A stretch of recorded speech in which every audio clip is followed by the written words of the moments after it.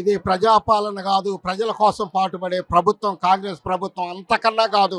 ఇది ప్రజల్ని భయభ్రాంతులకు గురి చేసి ఆ యొక్క కోట్లాది రూపాయల ఖర్చు ఖరీదు గల భూమిని ఆక్రమించుకోవటమే వాళ్ళ ఉద్దేశం. వాళ్ళకి ఏ విధమైన ఆధారాలు లేవు కాబట్టి నోటీసులు అట్టేస్తారు. ఇక వాళ్ళకి ఆధారాలు లేవు. ఇది గవర్నమెంట్ ల్యాండ్, ఇది మీరు వెళ్ళిపోవాలని ఏ రకంగా చెప్తారు? బాజాబ్తా కనిపెడుతుంది అది భూదాన భూమి అని. ఇక గత్యంతరం లేదు.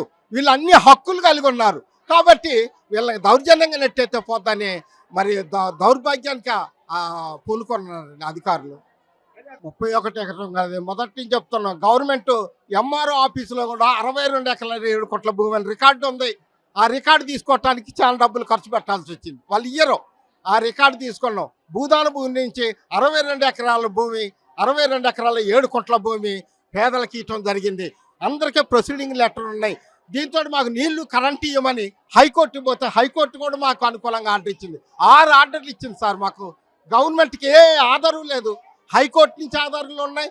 మాకు రెవెన్యూ డిపార్ట్మెంట్లో ఇచ్చిన 62 ఎకరాల భూమి ఆధారం ఉంది మాకు.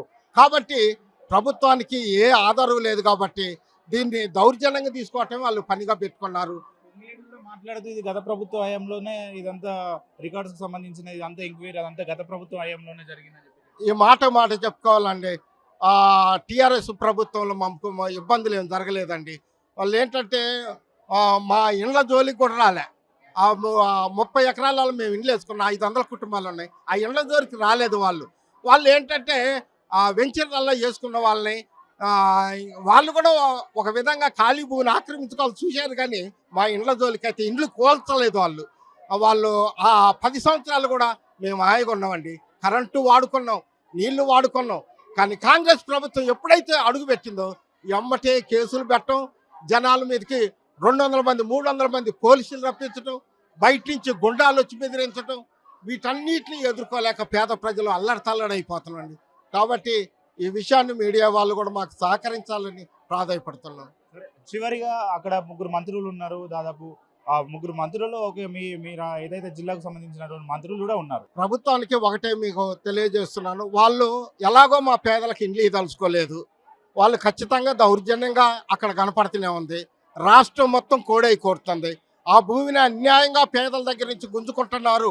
అక్కడ 3 మంత్రులు తుమ్మల నాగేశ్వరరావు గారు, శ్రీనివాసరెడ్డి గారు, రేవంత్ రెడ్డి వీళ్ళ ఆధ్వర్యంలోనే వీళ్ళ 3 ఆధ్వర్యంలో జరుగుతుంది. కాబట్టి ఇది వాళ్ళ మీద మాకు నమ్మకం లేదు.